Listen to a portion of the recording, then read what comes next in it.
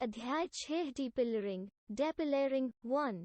डीपिलरिंग का काम शुरू करने से पूर्व क्या तैयारी की जाएगी? Before commencing depilaring operations, what preparatory arrangements would be made? उत्तर, डीपिलरिंग के लिए तैयारी। डीपिलरिंग करने से पहले निम्नलिखित तैयारी की जाती है। 1. पैनल का निर्धारण। पैनल में उतने ही पिल रखे जाएं जो इंक्यूबेशन पीरियड दहन काल में काटे जा सकें। 2. सर्वे करके नक्शे अपडेट किए जाएंगे। सरफेस स्ट्रक्चर, घर, मकान, road, rail, telephone, power line, aerial road way आदि की कोरिलेशन द्वारा सही स्थिति दिखाई जाएगी। सब वोरहोल, फॉल्ट, डाइक, उसी सीम व ऊपरी सीम की गोफ की सीमा सही मार्क की जाएगी। ऑफसेट सर्वे करके पैनल का ऑफसेट प्लान बनाया जाएगा।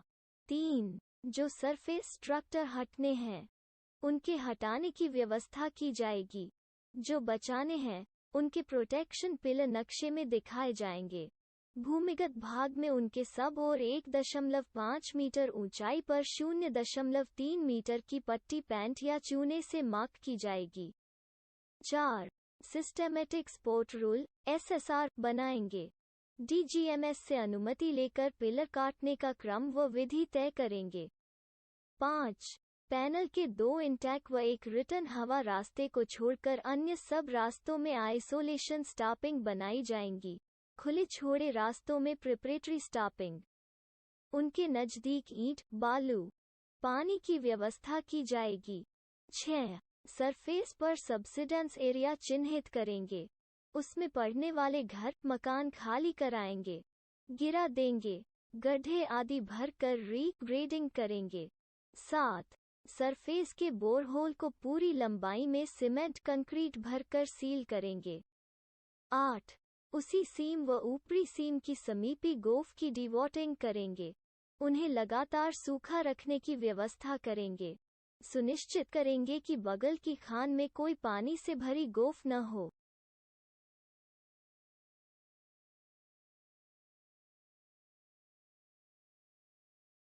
डीपिलरिंग 9। पूरे पैनल की जियोलॉजिकल मैपिंग करके वे जगहें मार्क करेंगे जिनमें चाल विशेष खराब है वो एडवांस स्पोर्ट लगाने जरूरी हैं। 10. आवश्यक सामान: ईंट, सीमेंट, बालू, स्टोन डस्ट, स्पोर्ट का सामान, CGI sheet, water spray pipe, gas detector, safety lamp, अधिक बारूद, चेन सिल्वेस्टर मशीन आदि की व्यवस्था करेंगे। 11. जरूरत अनुसार हॉलेज, पंपिंग की कैपेसिटी बढ़ाएंगे। 12. अनुभवी स्टाफ, ड्रेसर व स्पोर्ट मिस्त्री आदि की व्यवस्था करेंगे। स्टाफ को offset plan, systematic support rule (SSR) तथा DGMS अनुमति की प्रतियां देंगे। 13. सैंड स्टोविंग होनी है तो उसकी व्यवस्था करेंगे व स्टोविंग पाइपलाइन बिछाएंगे। 14. पैनल में stone dust barrier, first aid station, minor station आदि की व्यवस्था करेंगे। 2. भूमिगत खान में डीपिलरिंग के कितने तरीके हैं? खुली चांदनी केविंग के तरीके से डीपिलरिंग करने के क्या प्रावधान है? What are the various methods of depilaring in an underground mine? What are the provisions regarding depilaring by caving? म्यूटक TES उत्तर, खुली चांदनी से डीपिलरिंग के प्रावधान। भूमिगत खान में डीपिलरिंग के 2 तरीके हैं। 1990 खुली चांदनी या केविंग तरीका, स्टोविंग या भराठी के साथ डीपिलरिंग। खुली चांदनी से डीपिलरिंग के प्रावधान इस प्रकार हैं। 1. खान के किसी भी भाग की डीपिलरिंग के लिए रीजनल इंस्पेक्टर से अनुमति ली जाएगी। 2. कार्य पैनल बनाकर किया जाएगा। पैनल का साइज ऐसा होगा कि सब पिलर इंक्यूबेशन पीरियड के अंदर काट लिए जा सकें। पैनल के सब रास्तों में आइसोलेशन स्टापिंग बनाई जाएंगी। वेंटिलेशन व हॉलेज के लिए खुले छोड़े गए भागों को बंद करने के लिए पर्याप्त ईंट, बालू नजदीक में रखा जाएगा। 3. पिलर कटाई का क्रम गोफ लाइन के अनुसार होगा। गोफ लाइन ऐसी होगी कि रूफ कंट्रोल में आसानी हो और गोफ धंसने का प्रभाव उन पिलरों पर न पड़े जिन्हें काटा नहीं गया है। 4.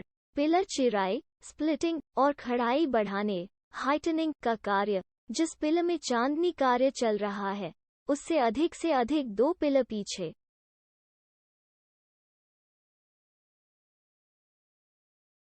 ओवरमैन्स हैंडबुक तक ही किया जाएगा।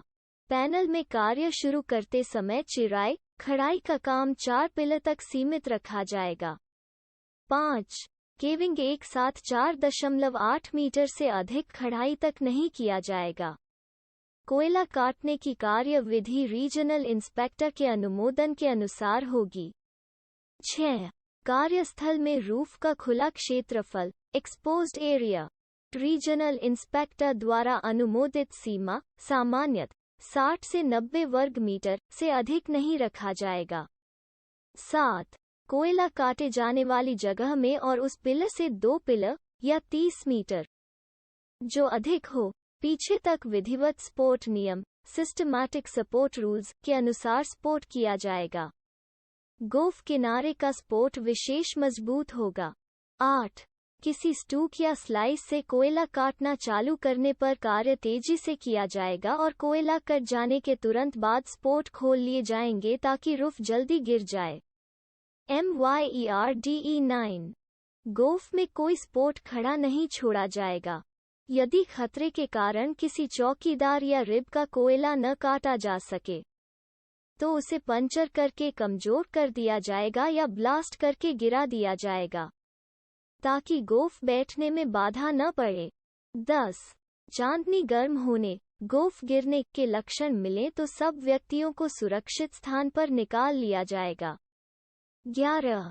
स्वतः दहन के लक्षण का भी हर समय ध्यान रखा जाएगा। डिस्ट्रिक्ट की रिटर्न हवा का सप्ताह में एक बार सैंपल लेकर खूनी गैस की जांच की जाएगी। 12. वेंटिलेशन और गैस जांच पर विशेष ध्यान दिया जाएगा। 13.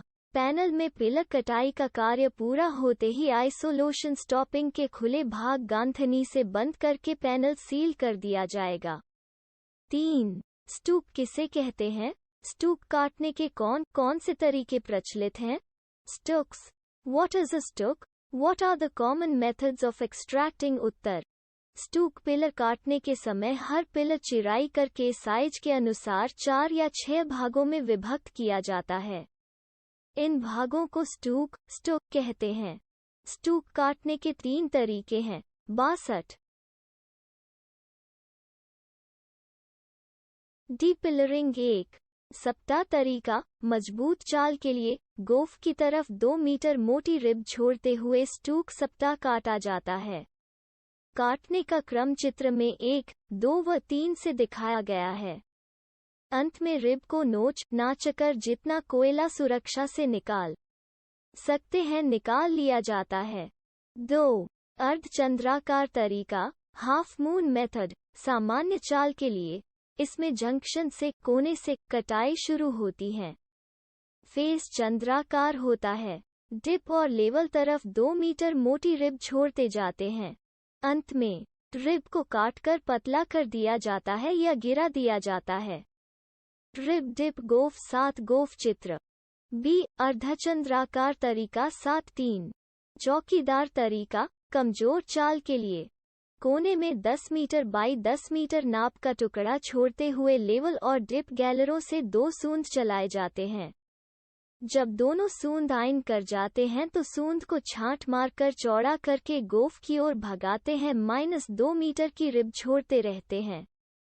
गोफ तक पहुंचकर लौटते समय छूटी हुई रिब से जितना कोयला निकल सकता है उतना निकाल लिया जाता है। अंत में बाहर कोने से चौकीदार का कोयला अर्धचंद्राकार तरीके से काट लिया जाता है। डिप गोफ चित्र। सी. चौकीदार तरीका 4 पिलर काटने के कितने तरीके हैं? स्लाइसिंग तरीका चित्र देकर समझाइए। बी. यदि सीम की मोटाई 3 मीटर से अधिक है और डीपिलरिंग में SDL साइज डिस्चार्ज लोडर या LHD लोड हाल डंपर प्रयोग किया जाता है तो स्लाइसिंग तरीके में क्या अंतर होगा? डिप चित्र। सप्ताह तरीका V63 रिव गोफ Overman's Handbook. A. What are the various methods of pillar extraction? Explain the slicing method giving a sketch. B. How the method will change if extraction height is more than 3 meters and SDL, side discharge loaders, or LHD, load haul dumpers, are used in depilling? Uttar. Slicing तरीका pillar काटने के दो तरीके हैं. 1. Slicing तरीका, slicing method. 2. Struck वाला तरीका, स्टुक method. खराब या कमजोर चाल के लिए स्लाइसिंग तरीका अच्छा होता है. आजकल हमारे देश में यही तरीका उपयोग किया जाता है. स्लाइसिंग तरीका या स्लाइस और रिब तरीका. 1.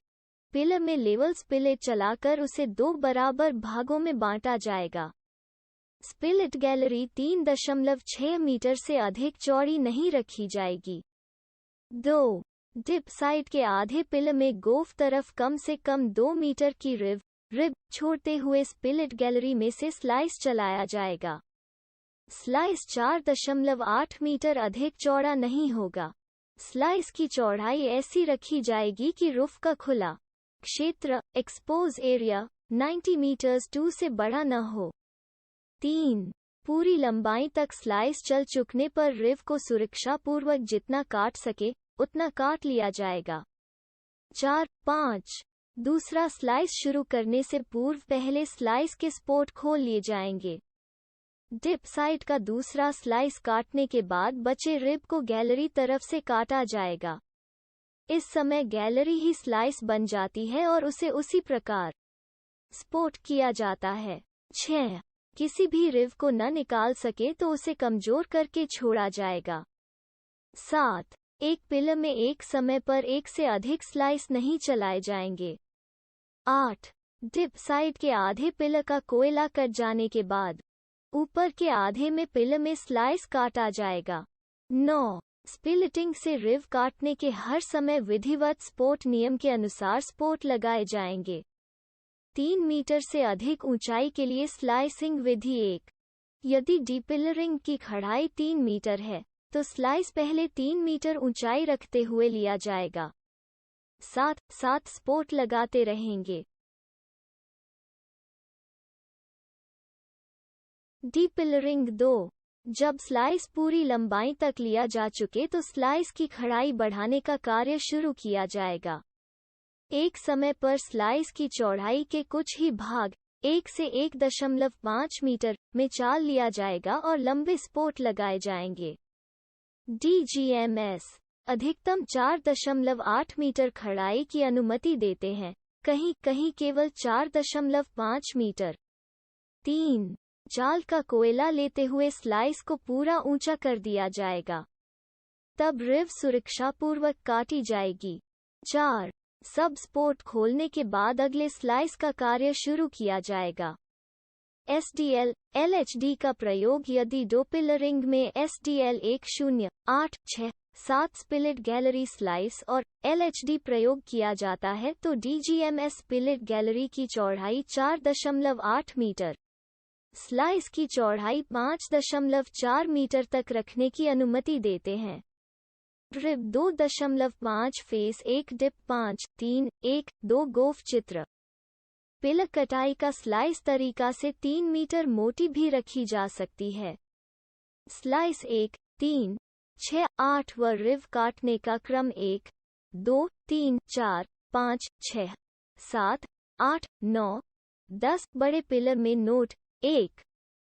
बड़े पिलर में 2 स्पिलेट चलाकर 3 भाग भी किए जा सकते हैं. एक भाग में स्लाइस 2 की बजाय 3 भी हो सकते हैं. 2. स्टोविंग होनी है तो भी तरीके में अंतर नहीं होगा.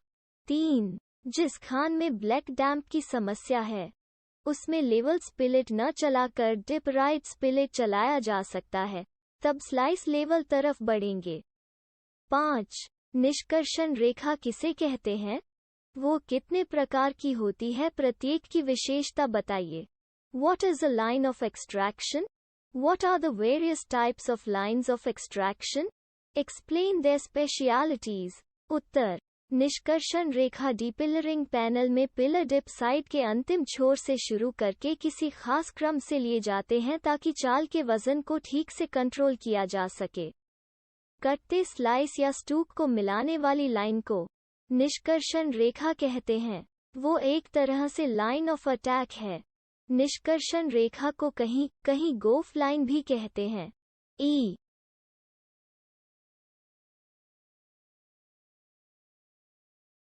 ओवरमैन्स हैंडबुक निष्कर्षण रेखा 3 प्रकार की होती है। 1.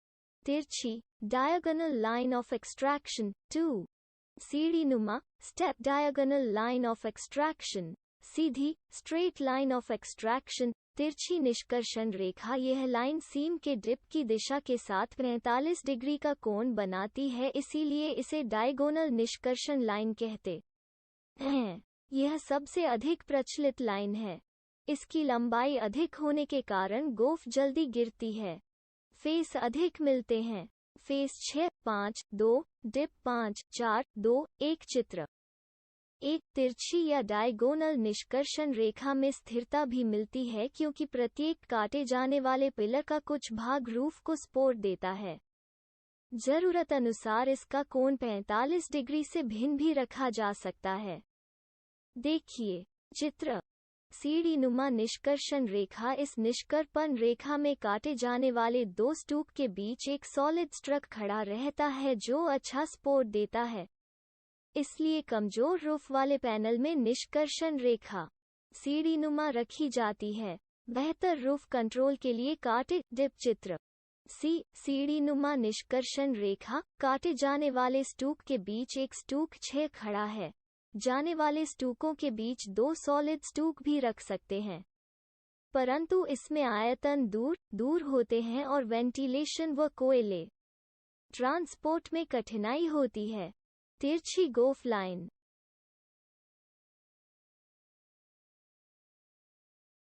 डिपिलरिंग सीधी निष्कर्षण रेखा यह निष्कर्षण रेखा सीधी होती है, डिप, राइज या लेवल। इसमें आयतन लांगवाल फेस की तरह आगे बढ़ते हैं। यह विशेष परिस्थितियों में ही बनाई जाती है जहां चाल कड़ा होता है और आसानी से नहीं गिरता। डिप चित्र। बी सीधी निष्कर्षण रेखा जहां चेन कन्वेयर से काम होता है वहां कम लगाने पड़ते हैं। लोडिंग की दूरी लीड भी कम रहती है। लेवल निष्कर्षण रेखा स्ट्राइक दिशा में होती है तो स्टोविंग डिस्ट्रिक्ट में पानी निकलने में सुविधा होती है। चित्र बी 6। डिपिलरिंग पैनल में गोफ लाइन वी प्रकार की नहीं बनने देना चाहिए। क्यों? Why in a depilaring panel, V-type गोफ line is not allowed? V-नुमा गोफ उत्तर। V-type गोफ लाइन से खतरा। यदि पैनल में दो तरफ से पिलर लेना शुरू करें तो गोफ लाइन V-नुमा बनती है। यह बहुत खतरनाक है क्योंकि V की नोक के पास दोनों तरफ की 4 गोफ का दबाव V की नोक के स्टूक या पिलरों पर पड़ेगा। अचानक स्पोर्ट रूफ पिलर बैठ जाएंगे और बड़ी दुर्घटना हो सकती है। लाइन डिप चित्र। वी-नुमा गोफ लाइन 7। डिपिलरिंग में खुले चाल क्षेत्र या एक्सपोज्ड एरिया का क्या मतलब है? यह कितना रखा जाता है? What is meant by exposed area in depilaring? How much exposed area is usually kept? उत्तर। चाल का खुला क्षेत्र एक्सपोज्ड एरिया डिपिलरिंग पैनल में जब कोई स्टूक या स्लाइस लिया जाता है तो अंत में गोफ तक गोफ क्षेत्र या ओवरमैन्स हैंडबुक का चाल खुल जाता है और उसे सपोर्ट करना पड़ता है। इसे चाल का खुला क्षेत्र या एक्सपोज्ड एरिया कहते हैं। यह एरिया जितना अधिक होगा चाल का उतना ही अधिक वजन सपोर्ट करना होगा। चाल के स्तरों की मजबूती को ध्यान में रखकर रीजनल इंस्पेक्टर एक स्पोन्ड एरिया का निर्देश देते हैं। उसी हिसाब से पिलर को 4 या 6 स्ट्रक बनाकर लिया जाता है या छोटे स्लाइस के रूप में काटा जाता है। केविंग पद्धति में एक स्पोन्ड एरिया मजबूत चाल में 90 मीटर 2 और खराब चाल में 60 वर्ग मीटर रखा जाता है। स्टोविंग के साथ डिपिलरिंग में यह 140 वर्ग मीटर तक भी रखा जाता है। गोफ चित्र exposed area equals XB8। Depillaring district में रूफ फॉल के क्या लक्षण मिलते हैं? What are the indications of roof fall in a depilaring area? उत्तर, डीपिलरिंग डिस्ट्रिक्ट में रूफ फॉल के लक्षण, चांदनी गर्म होने के लक्षण। डीपिलरिंग डिस्ट्रिक्ट में रूफ फॉल के निम्नलिखित लक्षण मिलते हैं। 1. गोफ में छोड़ा गया सांकेतिक खूंटा इंडिकेटर प्रॉप मुड़ जाता है, टूट जाता है या उसका पाटा फट जाता है। 2. गोफ में छूटे कोयले के चौकीदार या रिब का कोयला फट कर गिरता है। 3. फेस में स्पोर्ट को ठोकने पर भारी आवाज मिलती है। 4. किसी खूंटे का पाटा फट जाता है या खूंटा पाटे में घुस जाता है या खूंटा मुड़ जाता है। तल्ली नर्म है तो खूंटा तल्ली में घुसता है। 5. चाल में क्रैक होने से पानी रिसता है या टपकता है, या क्रैक बढ़ने से अधिक पानी टपकता है। कहीं दरार का मुख बंद हो जाने से पानी गिरना बंद भी हो जाता है। 6. फेस में गैस की मात्रा बढ़ जाती है। 7. थोड़े समय के अंतराल पर गोफ में चाल से गुट्टी, छोटे टुकड़े गिरती है। इसमें मश की आवाज आती है या तड़तड़ाने की और पुट पाट चाट की आवाज आती है। बी गोफ डीपिलरिंग आर्ट। गोफ से सटे पिलर से कोयला फट कर दूर फेंका जाता है। आवाज आती है। 9. गोफ के भीतर पत्थर टूटने की बुडुम बूमिंग की आसमानी 10. फेस में काम करने वालों को जगह भयावह मालूम होने लगती है। 9. निम्नलिखित पर संक्षिप्त टिप्पणी लिखिए। Premature collapse. बी. पिलर की overriding. C. Local fall. D. Main fall. Write short notes on the following. A. Premature collapse. B. Overriding of pillars. C. Local fall. D. Main fall. उत्तर, प्रीमैच्योर कोलैप्स केविंग विधि से depillaring करते समय slice से कोयला काटने के बाद जब स्पोर्ट खोल लिए जाते हैं तो कुछ समय बाद चाल गिर जाता है। इसे चाल का सामान्य रूप से गिरना, नॉर्मल कोलैप्स कहते हैं। इस तरह चाल गिरने से फेस का चाल हल्का हो जाता है और स्पोर्ट करने या कोयला निकालने में कोई दिक्कत नहीं होती। परंतु कभी स्पोर्ट, लकड़ी खोलने से पहले ही चाल आ जाती है। इसे चाल का समय पूर्वधसान, प्रीमैच्योर कोलैप्स कहते हैं। इसके कई कारण हो सकते हैं, जैसे खुला एरिया, एक्सपोज्ड एरिया, अधिक हो जाना, स्पोर्ट समय पर या ठीक न होना, चाल की स्थानीय कमजोरी। चाल समय पूर्व गिरने से दुर्घटना की संभावना रहती है। बहुत लकड़ी दब जाती है और चाल पूरी तरह न गिरने पर आगे के पिलरों पर भार, वेट पड़ता है, जहां प्रीमैच्योर कोलैप्स की संभावना है। उन वर्किंग्स की गैलरियों को 2/3 या पूरी ऊंचाई तक स्टोविंग कर स्टेबलाइज स्थिर किया जाता है।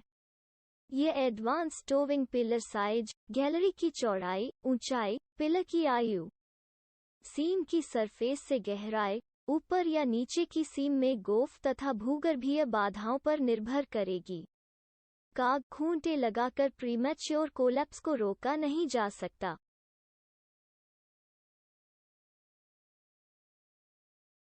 पिलर की ओवरराइडिंग चाल में कड़ा ग्रैंडस्टोन या सिल रहने पर केविंग पैनल में चाल समय से नहीं गिरता और बहुत दूर तक टंगा रह जाता है। ऐसा टंगा चाल जब एक साथ गिरता है तो आगे के कुछ पिलर पर इतना वजन आ जाता है कि वे वजन नहीं संभाल पाते और दब जाते हैं। गोफ फेस लाइन को पार कर जाता है। इसे पिलर ओवरराइडिंग निम्नलिखित कारणों से हो सकती है। कमजोर और छोटे पिलर या रॉबिंग से कमजोर हुए पिलर, गैलरी की अधिक खड़ाई, चौड़ाई, स्पोर्ट ठीक न होना, फेस लाइन सीधा न रखना, not maintaining a straight breaking line of face, दूर तक पिलर चिराई कर देना, फेस के नजदीक फॉल्ट नॉब, ऊपर की समीपी सीम का चाल ठीक से न बैठना, चाल लंबे चौड़े एरिया में टंगा रहना। कमजोर कोयला और कड़ा चाल, एक तरफ से डीपिलरिंग न करके जहां अव्यवस्थित रूप से डीपिलरिंग कर देना। लोकल फाल डीपिलरिंग डिस्ट्रिक्ट में कोयला काटकर स्पोर्ट खोल लेने पर चाल झुकने लगती है और चाल की कुछ परतें अलग होकर गिर जाती हैं। इसे लोकल फॉल या स्थानीय चाल पतन कहते हैं। लोकल फाल का प्रभाव सरफेस तक नहीं पहुंचता और गोफ पूरी तरह से नहीं भरती। यदि चाल के स्तर परतदार स्ट्रैटिफाइड हैं तो लोकल फाल 24 से 48 घंटे में या कहीं-कहीं उससे भी कम समय में हो जाता है। मेन फाल डीपिलरिंग करते जब गोफ एरिया सरफेस से सीम की गहराई के वर्ग के बराबर या उससे अधिक हो जाता है, अर्थात गहराई 8 मीटर है, तो जब गोफ का क्षेत्रफल d वर्ग मीटर या उससे अधिक हो जाता है, तब फाल बढ़ते बढ़ते सरफेस तक पहुंच जाता है, जमीन में क्रैक आ जाते हैं और धीरे धीरे जमीन नीचे बैठने लगती है। इसे मेन फाल या मुख्य चाल पतन कहते हैं। डीपिलरिंग मेन फाल लोकल फाल के बहुत समय बाद होता है। फॉल्ट के नज़दीक डीपिलरिंग करने से या ऊपरी सीम पहले से केविंग हो चुकी हो तो मेन फाल जल्दी हो जाता है। टिक जमीन IZZE गोफ चित्र, स्थानीय धसान या लोकल फाल मीएम जमीन चित्र, मेन फाल 10। एयर ब्लास्ट किसे कहते हैं? उससे क्या खतरा हो सकता है? एयर ब्लास्ट न हो इसके लिए क्या कदम उठाए जाने चाहिए? बी. एयर ब्लास्ट के खतरे से बचाव के उपाय बताइए। अथवा एयर ब्लास्ट वायु विस्फोट के क्या कारण हैं? एयर ब्लास्ट संबंधी दुर्घटना की रोकथाम हेतु क्या सावधानियां बरती जानी चाहिए? 2013 ए. What is air blast? What are its dangers? What steps should be taken to prevent occurrence of air blast?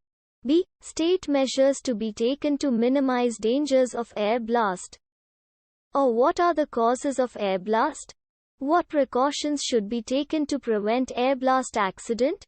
Uttar: air blast जिस सीम के ऊपर चाल की परतें मजबूत पत्थर की होती हैं या चाल में सिल होती है, उसमें केविंग पद्धति से डीपिलरिंग करते समय कई पिलरों की कटाई हो जाने के बाद भी चाल गिरता नहीं। जब वो लंबा चौड़ा टंगा हुआ चाल हैंगिंग रूफ एक साथ गिरता है तो गिरते पत्थरों के दबाव से गोफ की हवा बड़ी मात्रा में बाहर की ओर तेजी से ढकेली जाती है। इसे एयर ब्लास्ट या हवा झोंका कहते हैं। साया करता हुआ हवा का तेज झोंका बाहर आता है और फिर पत्थर गिर चुकने पर हवा बाहर से खींचकर गोफ में जाती है।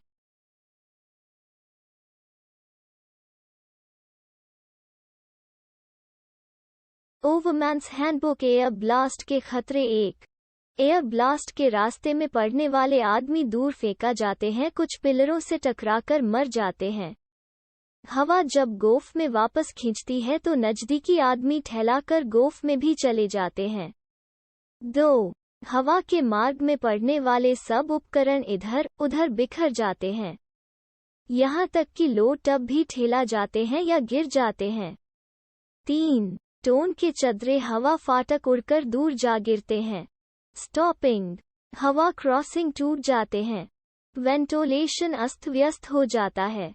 4-5 गोफ से मोथेन व कार्बन मोनोऑक्साइड गैसें आयतनों में भर जाती हैं। कई स्पोर्ट गिर जाते हैं, चाल भी गिर सकता है, पिल भी चूर क्रश हो सकते हैं। 6 कोल डस्ट चारों ओर उड़ने लगता है, इतना अंधकार हो जाता है कि कुछ भी दिखाई नहीं देता, सांस लेने में दिक्कत होती है। एयर ब्लास्ट न हो इसके उपाय ऐसे उपाय करेंगे कि स्लाइस से कोयला निकालकर स्पोर्ट खोलने के बाद जल्दी ही रूफ गिर जाए। गोफ में दूर तक रूफ टंगी हुई न रहे, इसके लिए 1 गोफ में कोई खड़ा स्पोर्ट नहीं छोड़ा जाएगा। 2 गोफ में कोई खड़ा रिव या चौकीदार भी नहीं छोड़ा जाएगा, वो रूफ को गिरने में बाधक होगा। रिव या चौकीदार का अधिक से अधिक कोयला निकाल लिया जाएगा। सुरक्षा की दृष्टि से ऐसा संभव न हो तो रिव या चौकीदार को ब्लास्ट करके धंसाकर या कमजोर करके छोड़ा जाएगा। 3 गोफ एज का सपोर्ट मजबूत और टाइट रखा जाएगा ताकि रूफ गिरते समय स्तर टूटने में आसानी हो। 4. यदि चाल टंगे रहने की प्रवृत्ति रहती है तो फेस लाइन बदलेंगे। फेस लाइन तीखी, स्टीप और सीधी स्ट्रेट हो तो रूफ जल्दी गिरता है। 5. इंड्यूस्ड ब्लास्टिंग करेंगे। यदि फिर भी रूफ टंगा हुआ रहे तो गोफ के किनारे रूफ में होल लगाकर एयर ब्लास्ट के खतरे से बचाव। एक मजबूत और ठोस, स्ट्रॉन्ग एंड मैसिव चाल स्तरों वाली सीम की डीपिलरिंग करते समय अधिक से अधिक रास्ते खुले रखे जाएंगे ताकि ब्लास्ट हो तो उसका फोर्स कम से कम रहे। 2. पर्याप्त आइसोलेशन स्टापिंग में 1.5 मीटर बाई 1.5 मीटर भाग खुला रखा जाएगा। खुले भाग को प्लास्टिक शीट से ढांपकर रखा जाएगा। ये सेफ्टी वाल्व की 72 डीपिलरिंग खुले भाग में ईंटों की गांथनी कर दी जाएगी। तरह काम करेंगे। रूफ फाल होकर जब एयर ब्लास्ट का खतरा टल जाए तो 3. एयर ब्लास्ट के संभावित मार्ग से दूर कुछ शेल्टर्स बनाए जाएंगे जिनमें व्यक्ति एयर ब्लास्ट की आशंका होने पर शरण ले सकें। शेल्टर साफ रखे जाएंगे। उनमें रूफ का सपोर्ट जात्री, क्रॉसबार या रूफ बोल्ट से ही किया जाएगा क्योंकि खूंटे काग हवा के जोर से गिर सकते हैं। 4. एयर ब्लास्ट की आशंका वाले पैनल में काटे जा रहे पिलर के नजदीक कई रहे कन्वर्जेंस रिकॉर्डर लगाए जाएंगे ताकि रूफ के झुकने को गति का पता चलता। 5. एयर ब्लास्ट की आशंका के समय सब व्यक्तियों को सचेत करने के लिए वार्निंग सिस्टम बनाया जाएगा। डिस्ट्रिक्ट माइनिंग सरदार व ओवरमैन को सीटियां, विसल्स दी जाएंगी। जब वे सीटी बजाएंगे तो सब व्यक्ति दौड़कर शेल्टर में शरण ले लेंगे। कोई हवा के झोंके में फंस जाए तो वो तुरंत हवा मार्ग से दूर तल्ली पर लेट जाएगा। 6. एयर ब्लास्ट की आशंका होने पर सेक्शन की बिजली काट देंगे, वाइंडिंग रोक देंगे और ढाल पर खड़ी जब गाड़ियों को लाइन से उतार देंगे या उनमें खींच लगवा देंगे। 7. डिस्ट्रिक्ट में यहाँ वहाँ फालतू सामान पड़े नहीं रहने दिया जाएगा। 8. ऐसे डिस्ट्रिक्ट में केविंग पद्धति के अनुभव वाले माइनिंग सरदार, ओवरमैन ही रखे जाएंगे। उन्हें बदला नहीं जाएगा और उपरोक्त उपायों की पूरी जानकारी दी जाएगी। 9. समय पर मॉक रिहर्सल कराए जाएंगे ताकि सब व्यक्तियों को मालूम रहे कि खतरे की खबर मिलने पर उन्हें क्या करना है। 10. एयर ब्लास्ट हो जाए तो उसके बाद कार्य आरंभ करने से पहले असिस्टेंट अंडर मैनेजर द्वारा ढीली चाल, कांथी स्पोर्ट, हवा, गैस की और शाफ्ट में केज के सस्पेंशन गियर की जांच की जाएगी। नोट: एयर ब्लास्ट से वेस्ट चिरिमिरी कोलियरी में 14, जमूरिया कोलियरी में 12, परास्कोल कोलियरी में 5 व्यक्तियों की मृत्यु हो गई और कई घायल हो गए। रावनवारा कोलियरी में इंक्लाइन में बैठे 14 व्यक्ति 6 से 60 मीटर दूर फेंके गए, उनमें से 11 की मृत्यु हो गई। एयर ब्लास्ट कोटाडो, कुआर्डी, धेमो मेन, कतराल प्रोजेक्ट, चर्चा कोलियरी, सिगरेनी की गोदावरी खानी नम 08 व 10 इंक्लाइन में भी हुए हैं, इसलिए सावधानी की जरूरत है। ओमांस 11, बम्प किसे कहते हैं? वे कितने प्रकार के होते हैं? बम्प वाली सीम में क्या सावधानियां ली जाएंगी? What is a bump? What are the various types of bumps? What precautions are taken in a seam prone to bumps? Bump का अर्थ है कोयला पिलर या उसका भाग ऊपर से अत्यधिक दबाव पड़ने के कारण अचानक तेजी से टूटना। छोटे बम्प में चाल, कांधी या फेस से कुछ कोयला बड़े धमाके, बूम के साथ तेजी से टूटकर दूर फेंका जाता है। बड़े बम्प के कारण पिलर का बड़ा भाग अचानक टूट जाता है और बहुत दूर तक रूफ फाल हो जाता है। बम्प 2 प्रकार के होते हैं, प्रेशर बम्प और प्रेशर बम्प। गोफ में टंगे हुए चाल के स्तरों का वजन कोयले के पिलर पर आने पर कोयला दबता रहता है, परंतु एक स्थिति ऐसी आती है कि वो अधिक दबाव सहन नहीं कर सकता है, तब उसका कुछ कोयला अचानक टूटकर तेजी से दूर फेंका जाता है। इसे प्रेशर बम्प कहते हैं। शॉक बम्प, गोफ में चाल न गिरने पर स्तर कैंटिलीवर के रूप में लटके रहते हैं। जब ये स्तर अचानक टूटते हैं, तब कैंटिलीवर के दूसरे किनारे की मार पिलर पर पड़ती है। पिलर इसे सहन नहीं कर पाते तो उनका कुछ भाग बम्प के रूप में टूट जाता है और चाल कांथी दूर तक गिर जाती है। इसे शॉक बम्प कहते हैं। बम्प उस सीम में होते हैं जिसके चाल व तल्ली में कठोर सैंडस्टोन है। सीम मोटी है और सरफेस से 240 मीटर से गहरी है, जैसे रानीगंज कोलफील्ड में दीशरगढ़ सीम। इसके कारण सोदपुर कोलियरी में 13 और ढेमो मेन कोलियरी में 12 व्यक्तियों की मृत्यु हो गई थी। वम्प वाली खान में सावधानियां। 1. जहां संभव हो, वम्प वाली सीम में कार्य लांगवाल प्रणाली से किया जाए। 2. बोर्ड और पिलर प्रणाली अपनानी है तो डीपिलरिंग स्टोविंग के साथ हो। स्टोविंग टाइट की जाए। एडवांस स्टोविंग करके गैलरी की चौड़ाई खड़ाई घटाई जाए। पिलर बड़े रखे जाएं। डो पिलरिंग, पिलर के बीच से स्पिलिटिंग नहीं किया जाए।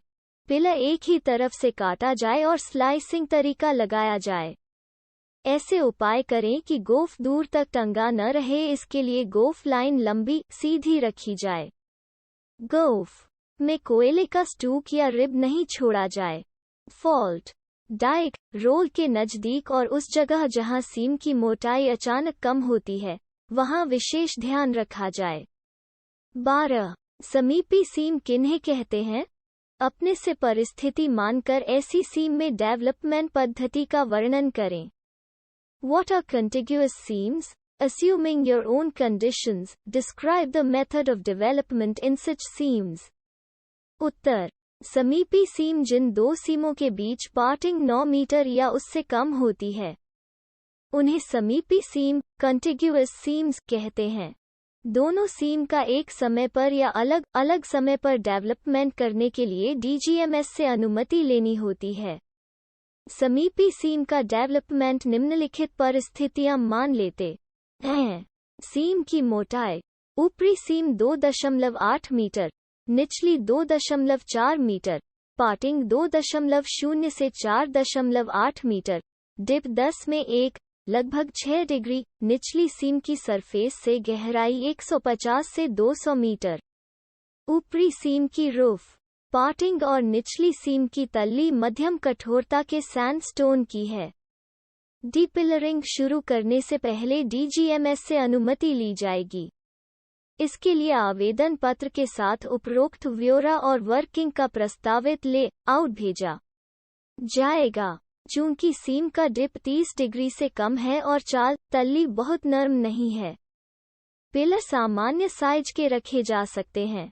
रेगुलेशन के अनुसार पिलर 30 मीटर बाई 30 मीटर और गैलरी 4 मीटर रखी जा सकती है। ऊपरी सीम में डेवलपमेंट 2.8 मीटर तक, निचली सोम में 2.4 मीटर तक होगा। डेवलपमेंट निम्नलिखित नियमों का पालन करते हुए किया जाएगा। 1. डेवलपमेंट अनुमोदित ले-आउट के अनुसार होगा। दोनों सीमों के पैनल वैरियर एक दूसरे के ऊपर नीचे वर्टिकली कोइंसिडेंट होंगे, ऊपर नीचे होंगे। 2. एक सीम के पिलर व गैलरी भी दूसरी सीम के पिलर गैलरी के ठीक 3। जहां पार्टिंग 3 मीटर से कम है, वहां बॉटम सीम की रूफ में कोयला छोड़ा जाएगा।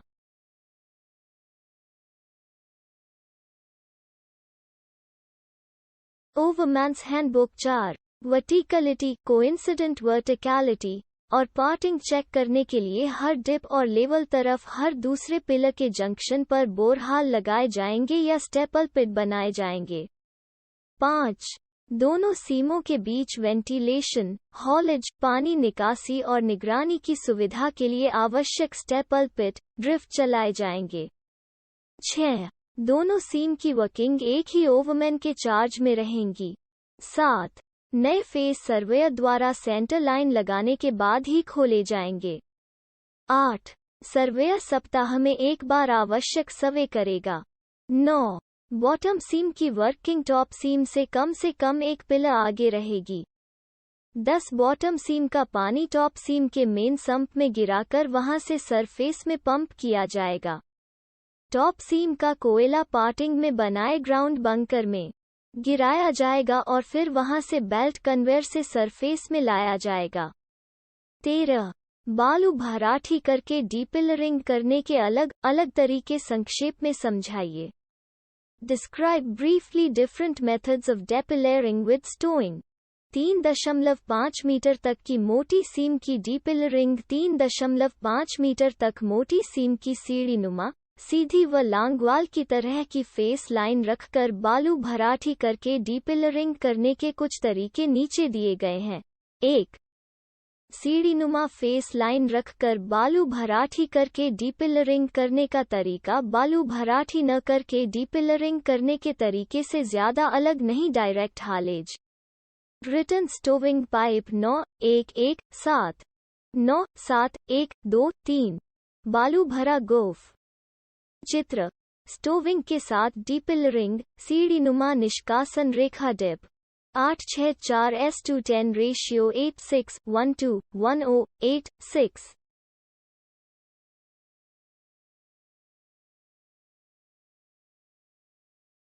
ओवरमैन्स हैंडबुक होता। इसमें भी पिलर 4 भागों में बांटकर स्टूक बनाए जाते हैं या चिराई करके स्लाइसिंग तरीके से फेस क्रम ठीक रखते हुए कोयला काटा जाता है। सब जगह सिस्टेमेटिक स्पोर्ट रूल्स के अनुसार स्पोर्ट किया जाता है। गोफ के सामने पहले 1.5 मीटर मोटा रिब छोड़ा जाता है जो बाद में कुछ काट लिया जाता है। स्ट्रक या स्लाइस में बालू भरने के लिए बॉक्सिंग बनाया जाता है।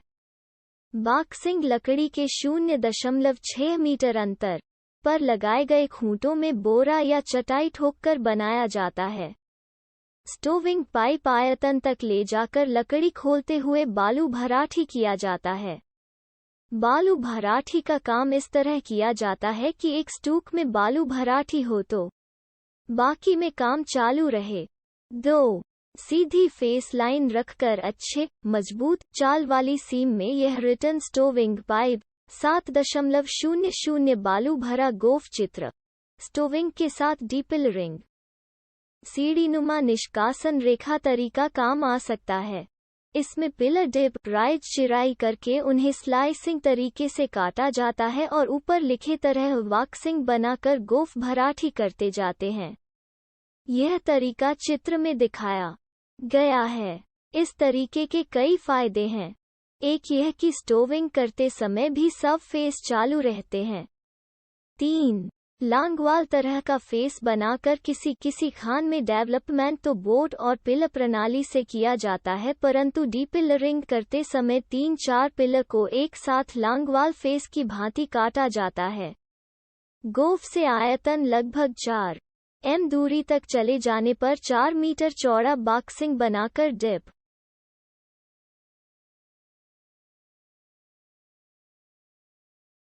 ओवरमैन्स हैंडबुक स्टोविंग पाइप JDA। चित्र स्टोविंग के साथ डीपिलरिंग लांगवाल फेस बनाकर स्टोविंग किया जाता है। इस तरीके में स्टोविंग करते समय भी आयतन चालू रहते हैं।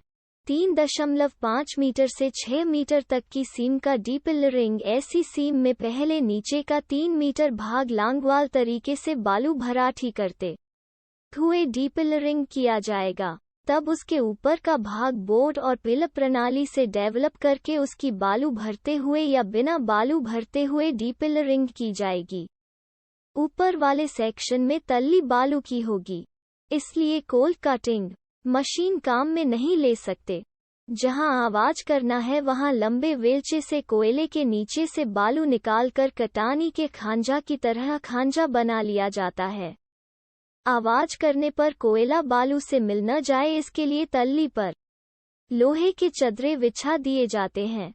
ऊपर वाले सेक्शन में सब स्पोर्ट बालू पर लगाने होंगे। खूंटे चाल जाते हैं। रोकने के लिए ज्यादा काम नहीं करते, इसलिए कम दूरी पर काग लगाए दिखाया गया है। नोट: स्टोविंग पैनल के डिप तरफ पानी निकलने का रास्ता रखा जाता है। चित्रों में यह नहीं। 14 निम्नलिखित से क्या क्या खतरे जुड़े हुए हैं तथा क्या सावधानियां जरूरी है। ए, जब धंसी हुई केव्ड लोअर सीम के ऊपरी सीम को डेवलप किया जाता। बी, जब धंसी हुई केव्ड अपर सीम के नीचे चांदनी केविंग द्वारा कोल सीम निष्कर्पित एक्सट्रैक्ट की जाती है।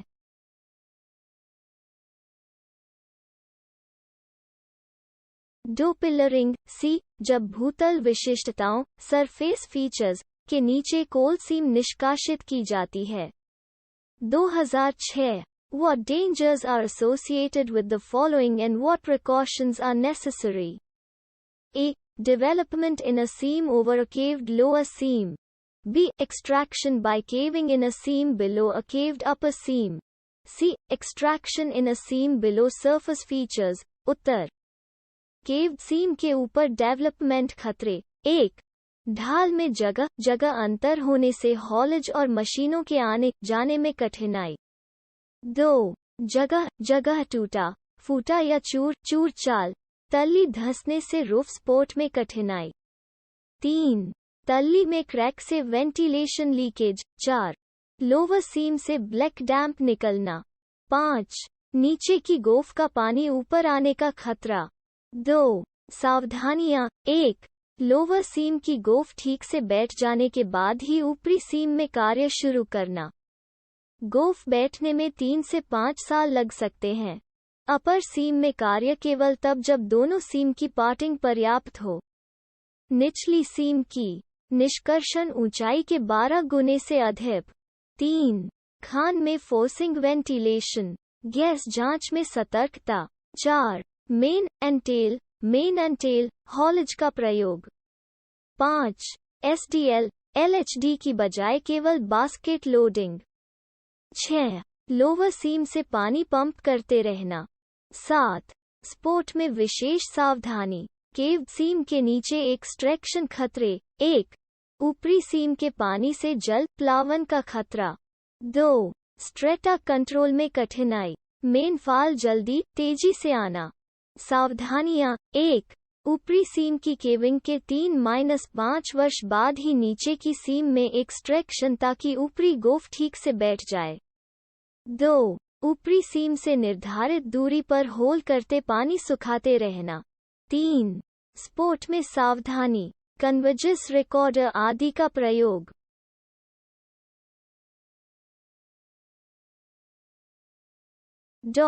ओवरमैन्स का 4. गोफ आने के लक्षण मिलते ही विथड़ावल। 5.